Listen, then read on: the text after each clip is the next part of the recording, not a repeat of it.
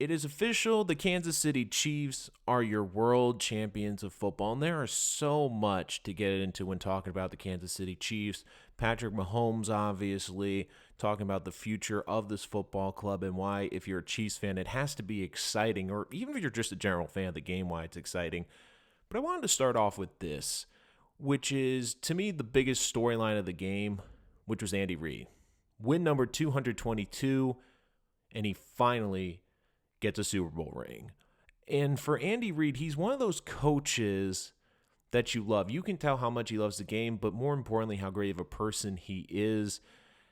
And I think we have to look at head coaches a little bit differently, because what's the first thing we look at? We look at the records, we look at the championships, but you also have to look at how they've impacted the game. And for Andy Reid, he has such a big coaching tree. He has so much success in the NFL that I hated this common notion. I kept hearing this all the time. Well, Andy Reid's not a good head coach. Well, why? He's won all these games. He's been to the playoffs multiple years. He's helped turn 2 franchises around. Well, he hasn't won the Super Bowl. Wait, that's it? You do realize how hard it is to win a Super Bowl, right? It's not easy. We've seen great coaches struggle to get to the Super Bowl unless they have a great quarterback. We've seen it time and time again. And I think this is a little bit more from a personal note. So back in my college days, one of my internships was with the sports radio station in Philadelphia. And all I remember hearing about Andy Reid was vitriol. This was the first year of Chip Kelly. And all I kept hearing was, Andy Reid's a bum. He's a terrible coach. The Eagles made the right decision getting rid of him. He was the worst head coach ever. And I kept saying, wait, time out. He's made multiple NFC championship games. He's made the Super Bowl, and he's a terrible head coach? Well, yeah. Wait a minute. He took this fledgling franchise and turned it around, made them a perennial contender. What am I missing? Look, Donovan McNabb was a very good quarterback. But was he truly an elite quarterback? Was he one of the perennial talents in the NFL? When he first got to Kansas City, he had Alex Smith, a very good quarterback, but did we ever think Alex Smith was a top 10 quarterback? Could you make the case Donovan McNabb maybe had a year or two where he was a top 10 quarterback in the league? Maybe, but think about those NFC championship games. Outside of the Tampa Bay game, you can make the case that the other team had the better quarterback. And then the one Super Bowl he did lose, Terrell Owens had an incredible game, but he was not 100% healthy. They lost by 3 to the New England Patriots at the height of their dynasty, winning 3 Super Bowls in 4 years. I think people tend to forget that, how good they were back then because of the recent success that the Patriots have had. We tend to forget the first part of the dynasty. Is it Andy Reid's fault Donovan McNabb, his quarterback, was throwing up on the field during the Super Bowl? Was it his fault that McNabb didn't play well in the Super Bowl? No.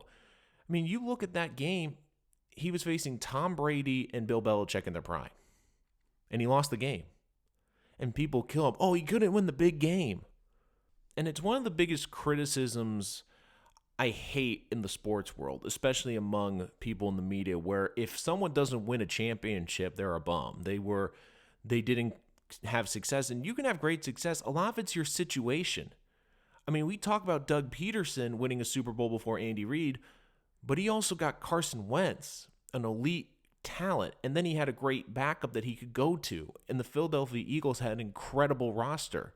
They had an incredible draft before that. And look, Andy Reid's teams had a lot of talent, but he didn't have a quarterback like Carson Wentz. And now that he has Patrick Mahomes, as long as Andy Reid wants to keep coaching, this to me is going to be a lot of fun for him because now he has the quarterback that everyone wants. I mean, he used to have to maximize the guys he had. He had to get the most out of Alex Smith, the most out of Donovan McNabb. Heck, even at times the most out of Michael Vick and Nick Foles when he had to. So you look at the quarterbacks he had at the stages of their career, he has Patrick Mahomes entering his prime. And Andy Reid's always been a great play caller. He's always been a great innovator. But one of the things I think we lose in the appreciation for Andy Reid, and I think he's finally going to get that with the Super Bowl ring, is he's a great teacher of the game. That's one thing we don't appreciate a lot about coaches. It's not only passing your knowledge off to your players, but it's to your assistants. And Bill Belichick, for as great as he is, for as smart as he is, you look at the tree he has, it's nowhere near the success. And a lot of it, I think, is just because Bill is such a smart guy and he's able to really relay information well. And he's got a lot of smart people around him. But really, if you just don't get the Belichick way, you don't get it. Andy Reid's a great teacher. I think he is more open to teaching people the game, where if you don't fit Bill Belichick's system, you're out.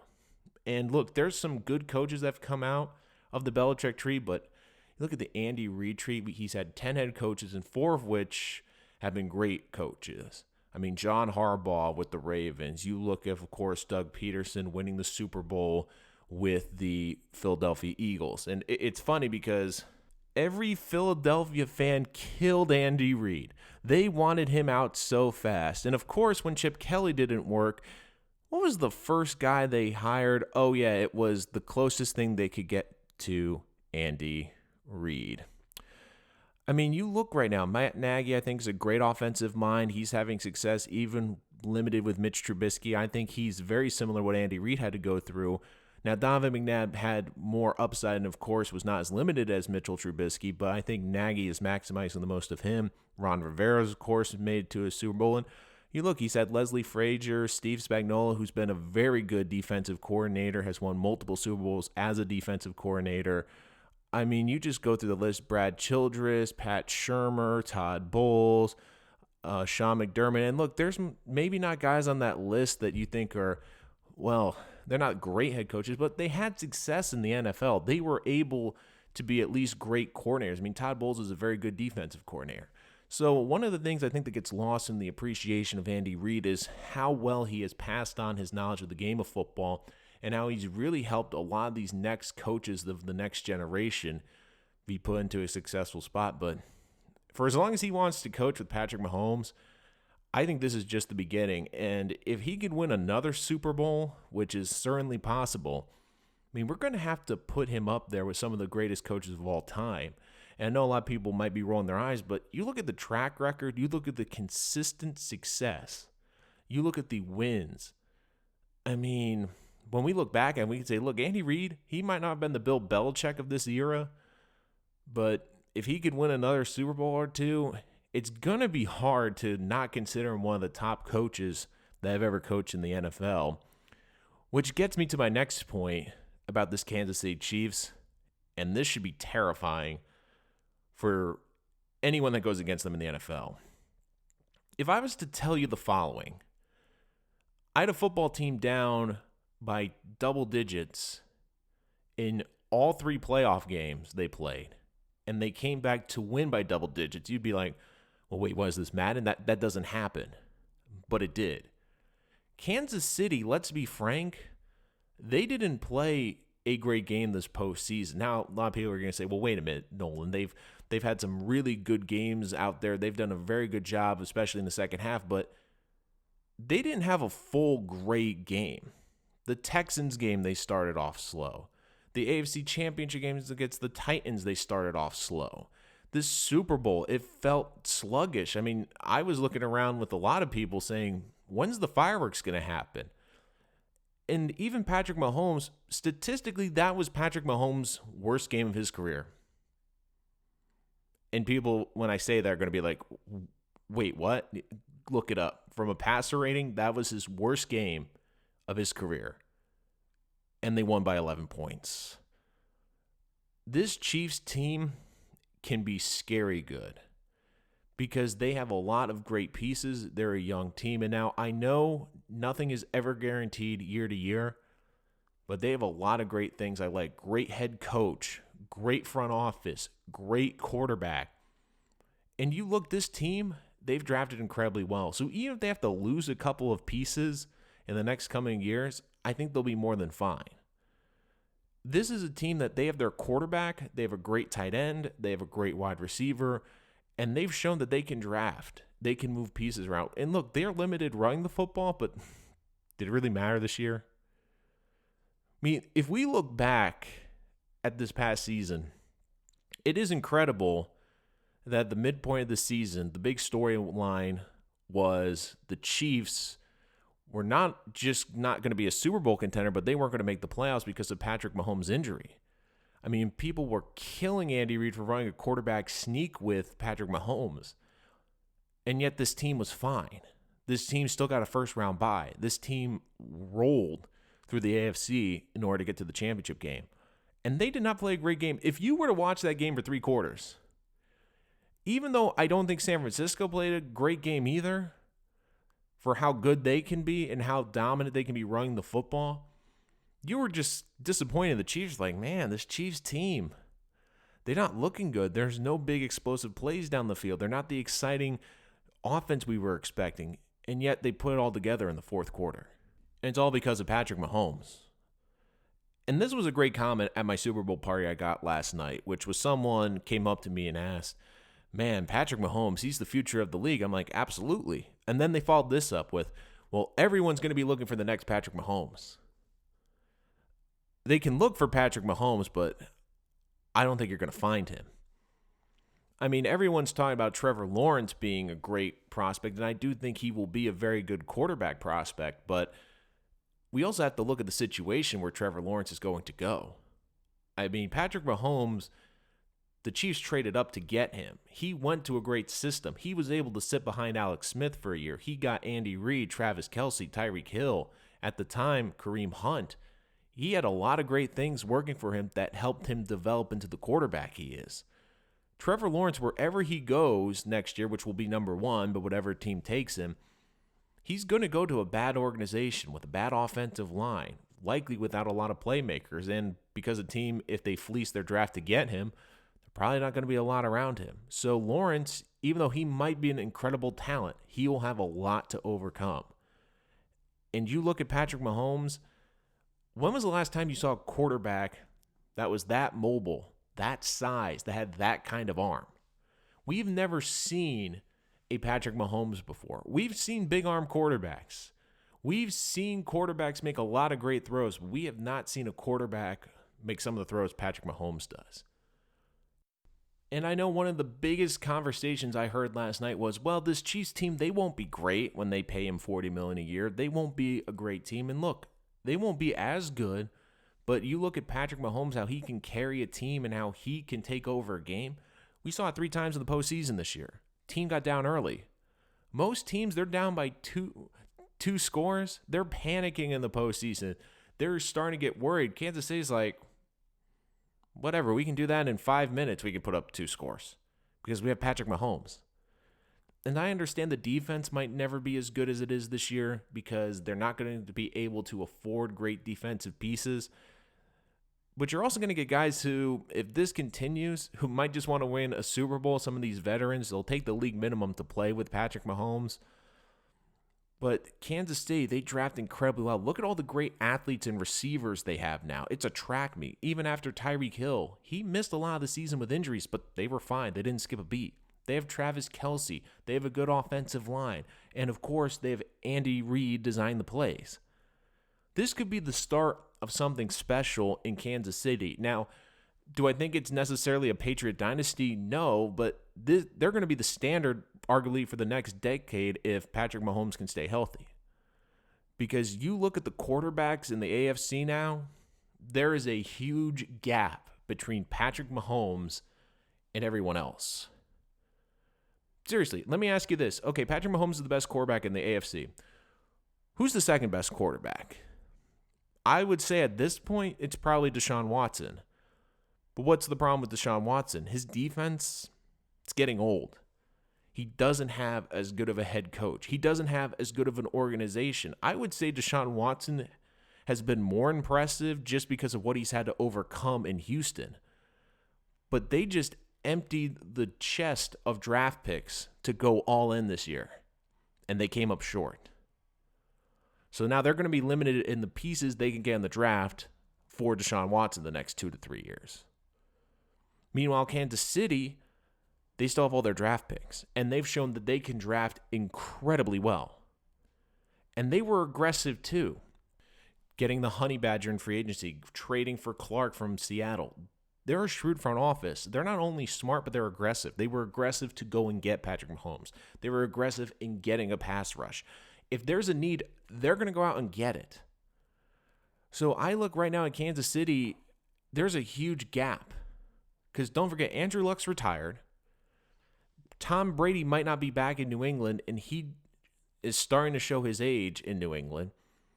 You have a lot of young baby quarterbacks still with organizations that don't have as many good pieces around them, like Sam Darnold in New York. You have Josh Allen in Buffalo, and of course Baker in Cleveland. I mean, how many more years does Big Ben have? I mean, he missed this entire season.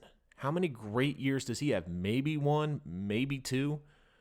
I mean, are the Raiders even going to keep Derek Carr in the long term? What's going on with Phillip Rivers? I mean, you look at the quarterback position in the AFC, outside of Lamar Jackson, where they have an incredible offensive system built around it, and maybe Deshaun Watson, there's no one close to Patrick Mahomes, what he can do. So for Kansas City, it's exciting that you were able to win the Super Bowl. It's exciting that this is your first championship in 50 years. But to me, it's even more exciting about what the future holds. You might not win multiple championships. You only might win an additional one the next decade. But you have the league's most exciting player for your team, and you're likely going to be a perennial number 1, number 2 seed as long as he can stay healthy for the next decade. So you're going to have plenty of opportunities to get back to the Super Bowl. And for the league last night, the league found its face. The National Football League found its face. And look, it's very hard for the National Football League because a lot of guys have some drawbacks. Like Tom Brady kind of was the face of the league, but New England wasn't likable nationally. Tom Brady did a lot of nice things. He was a good guy, but did he wow you all the time? No. Patrick Mahomes, for the casual fan, is exciting because of what he can do, because of his arm, because of his athleticism, because of how he can create plays that no one on the face of this earth to this point has been able to do. And it goes back to what my friend asked last night. Well, everyone's going to be looking for the next Patrick Mahomes, right? This is arguably one of the most incredible talents we have ever seen in the National Football League. You can try to find the next Patrick Mahomes, but even if you find a guy who, the closest thing I think we'll see is Trevor Lawrence, but they're going to be limited by where they're picked because of the organization. And this was one of my favorite topics that has come up this year, and it drives me nuts about the NFL draft process. And I do a lot of NFL draft process. I try to be as right as possible, but there is no way you can ever be right. And even 3 years after a draft, you look at players and what they became, you go, I thought he'd be good, but I didn't think he'd be that good. And people are saying, the Bears messed up the NFL draft. Teams messed up that NFL draft. 9 teams didn't take Patrick Mahomes. Okay. There was also a lot of other great quarterbacks teams have passed on. Russell Wilson went in the 3rd round. Tom Brady went in the 6th round. I mean, there's countless examples of quarterbacks that get undervalued and that have great careers. It also helped that Patrick Mahomes, who at Texas Tech had an incredible arm, but wasn't the most accurate quarterback, was able to go to a system that fit his strength, sit on the bench for a year behind Alex Smith without pressure of playing right away, and go to arguably one of the best offensive play designers we've had in NFL history with Andy Reid. And oh, by the way, he's going to have the fastest receiver in the NFL, a bunch of receivers that are basically makes it a track meet on the outside, the best tight end in football right now. You can argue George Kittle, but it's basically 1A, 1B with Travis Kelce. Have a good offensive line. I mean, a lot of great things have also helped Patrick Mahomes. I mean, we have to realize that. So if you're Kansas City, this is a great day for you because it's not only the end of a season, but it feels like the start of something and truly special. And once again, I'm extremely happy for Andy Reid because of all the coaches in the National Football League. He deserves, as it feels like, more than anyone else because of how great he's been for how long, how many coaches he's helped put in great positions to succeed in the NFL, and he's just a great guy. And it just hurts where everyone was saying, well, you know, he's such a great coach. Why doesn't he have that championship ring? Well, he does now. And here's the thing, ladies and gentlemen. With Patrick Mahomes, it might not be if, but when he adds another Super Bowl ring to his hand. Did you like this episode? Make sure to hit that like and subscribe button so you don't miss any of our latest content. We have so much great NFL content coming to you. I know the NFL season's over, but hey, it just means the start of the offseason. We have free agent news coming you don't want to miss. And of course, our previews and analysis for the upcoming 2020 NFL Draft in Vegas. Make sure you don't miss any of this.